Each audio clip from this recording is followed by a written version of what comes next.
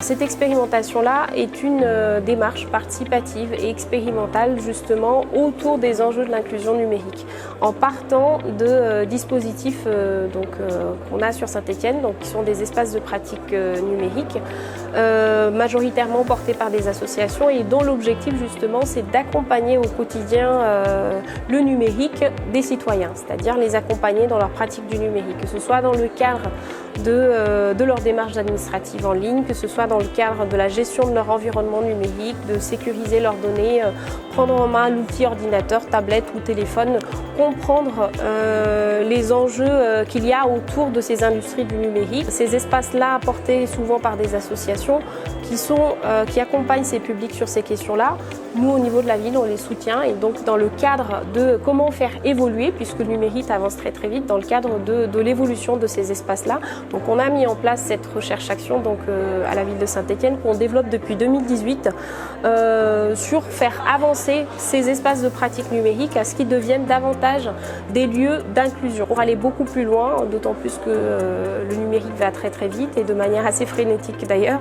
Donc l'objectif et l'enjeu, c'est d'arriver vraiment à mettre en place une stratégie d'inclusion numérique à l'échelle de la ville et de manière efficiente, c'est-à-dire en prenant en compte les usages des citoyens, leurs pratiques, leurs usages, en les associant à ce dispositif, à l'évolution de ce dispositif dont ils sont bénéficiaires. Et puis en faisant aussi avec les acteurs de terrain qui eux-mêmes portent ces dispositifs-là, en associant nos décideurs, nos élus et bien entendu d'autres acteurs institutionnels comme le département Saint-Étienne Métropole, etc.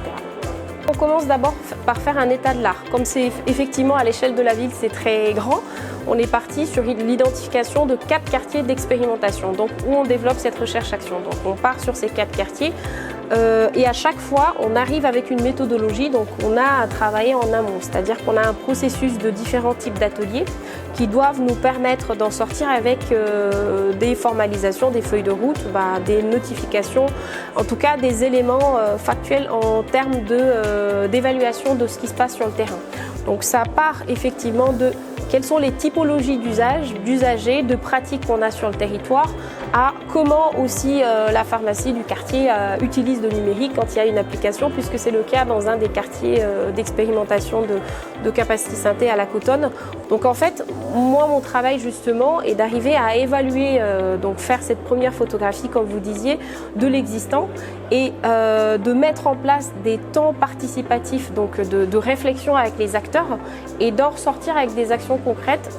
Avec ces actions en plus, donc ces 2 données qu'on analyse, on le retravaille un peu dans notre moulinex et puis après on en ressort du coup des propositions qu'on réinjecte, comme je disais tout à l'heure, sur le terrain. On revient avec cette proposition de feuille de route avec les acteurs et on commence à expérimenter. Donc en fait, c'est vraiment un processus expérimental dont la boucle est bouclée. Il y a le projet scientifique et effectivement, il y a l'objectif opérationnel.